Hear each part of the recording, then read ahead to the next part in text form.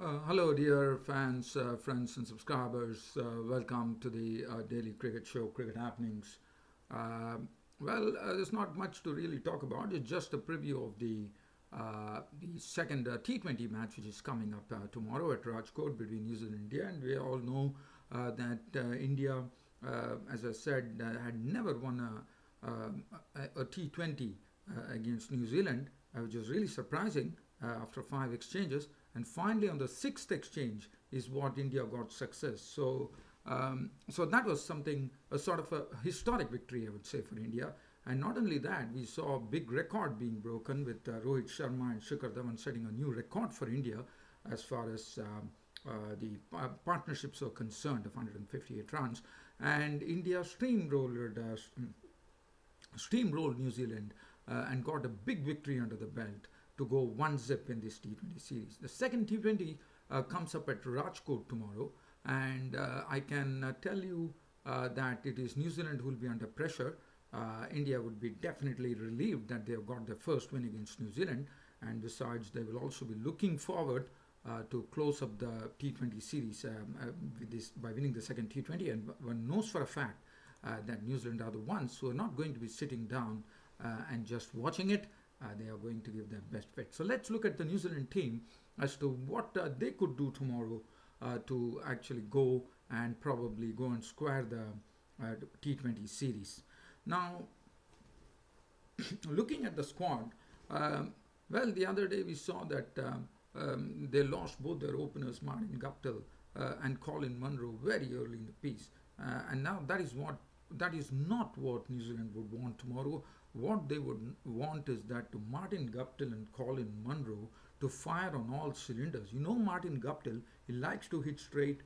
He's a pretty good batsman, and Colin Munro has firepower in his arms to send the balls cutting into the fence and over the fence. But it has all been some clever bowling from the Indians, I reckon. And there's no Ashish Nehra, as you know, as he has retired from international cricket. So Martin Guptill and Colin Munro would be expected to do something out of the ordinary tomorrow and get a very big opening partnership. Something rivaling Dhawan and Rohit Sharma, I would reckon. So because that's the only way that New Zealand can really go and beat India. Kane Williamson has not been in the best of form, I would say, in this series, but nevertheless, he is expected. We all know what Kane Williamson is, what a classic player he is, Kane Williamson. Ross Taylor, another experienced bloke who is definitely in some good nick. Tom Bruce, whether Tom Bruce would be dropped and Ross Taylor would be drafted, I would say that would be the right way to go for New Zealand because they can make sure they have the experience there. And I think as it's a must-win match, I would rather say that Ross Taylor should be the man who should be taking over from Tom Bruce, who was experimented in the previous match. Tom Latham, one knows that Tom Latham, how effective he has been with India, especially after he has been he has been demoted, I would say. But nevertheless, it's all demoted in the very right direction and in the interest of the team, and he has definitely shown that he belongs there. Henry Nicholls is another very good player as well. Colin D. Grandhome has already shown what he can do with the bat, and he's also a good bowler as well. And the bowling, well, Trent Bolt the other day was very, very costly. He was taken to the cleaners. Tim Southee, everyone bet with the same fate, as you know, on this particular pitch. But Trent Bolt and Tim Southee would be expected to operate well in tandem and get some quick Indian wickets. Mitchell Santner, always a very, very useful cricketer, I thought, because he contributes in all three departments of the game. East Sodhi always has the wood over India, and we also saw amidst all that the big innings the big total that India put up on the board, we saw East Sodhi. He was the chief amongst the wickets with 2 for 25, 4 overs. So definitely that is something that New Zealand is looking forward to tomorrow. And India definitely marching into this Rajkot ground in the second T20 with enormous confidence. There's no doubt about it. Shikhar Dhawan and Rohit Sharma, well, they would be sky high on confidence after that super partnership that they had in the previous T20. Virat Kohli, well, one really saw how Virat Kohli made up, even though in a tailor-made situation he promoted Hardik Pandya as one drop, and that proved to be a failure. Look at how Virat Kohli made up for that, those biffing, those three big sixes to hit a hit 26 of just 11 deliveries, and that's what Virat Kohli is. He can play any type of game, he can adapt to any situation, and that's his greatness as a player. Shreyas Iyer did not get an opportunity, and one is hoping, knowing Virat Kohli as a captain, I would say that definitely Shreyas Iyer would be slotted to probably bat a bit higher, especially because of the situation. Shreyas Iyer did not come, and Dhoni had to come in and do some biffing as well. But I'm sure if tomorrow one would, I'm definitely looking forward to seeing Shreyas Iyer bat, because he's quite a prospect, and he can get those quick runs as well. So Shreyas Iyer, I would be expecting him to come after Virat Kohli. Dhoni should follow then, and Hardik Pandya. Well, I'm not going to talk about Hardik Pandya, because we all know what this man is capable of. Akshar Patel has been a very sort of a real force for India, I thought, and especially against Latham, he has bowled very well. The bowling always, Bhuvneshwar Kumar and Jasprit Bumrah has always been very, very sharp. Yes, we did see Bhuvneshwar Kumar going for a bit of runs the other day, but we all know, I mean, one knows about Bhuvneshwar Kumar as to what he brings to the table. And as far as the now this is going to be interesting. Yuzvendra Chahal is definitely going to play. Whether India are going to actually strengthen their batting, or Ashish Nehra has to be replaced now. Now that'll be interesting to see as to who is going to take his place. If India decide to go with one leggy, Yuzvendra Chahal, and then they have Bhuvneshwar Kumar and Jasprit Bumrah are certainties, as we all know. So whether Mohammad Siraj could be the one in line to make his debut.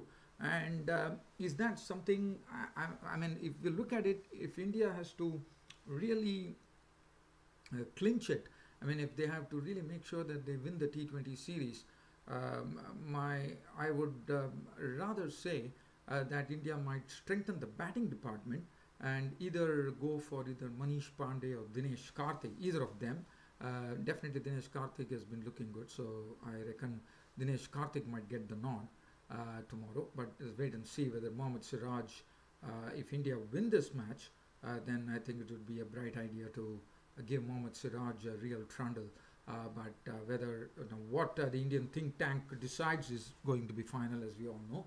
But it's just my opinion that I feel that if India has to make sure that tomorrow they want to wrap it up, my suggestion would be to go for a batsman and keep Mohammad Siraj probably for the final T20 if at all India managed to win the series tomorrow itself.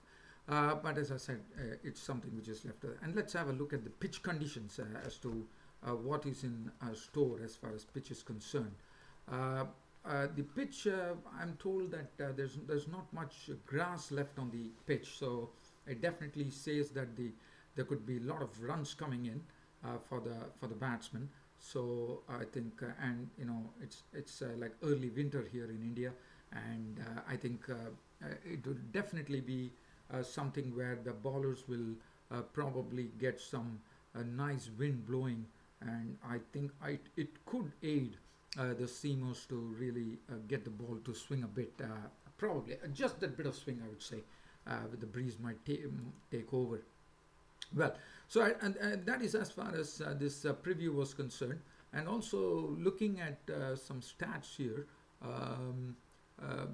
Virat Kohli needs only 12 runs to overtake the former opener of Sri Lanka, Tilakratne Dilshan, who has a tally of 1,889 runs in T20 cricket.